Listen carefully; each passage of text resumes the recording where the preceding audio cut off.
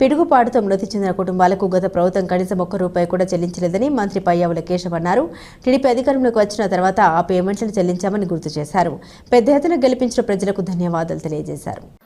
కాంట్రాక్టర్ల బిల్లులతో పాటు ఎంత అంటే అధ్యక్ష పెద్దవాళ్ళకి బిల్లులు పెండింగ్ పెట్టారు. 6 నెలల సంవత్సరం అంటే అర్థం చేసుకోవచ్చు. పిడుగుపాటుకు మృతి చెందినటువంటి కుటుంబాలకు కూడా ₹1 చెల్లించలేదు అధ్యక్ష.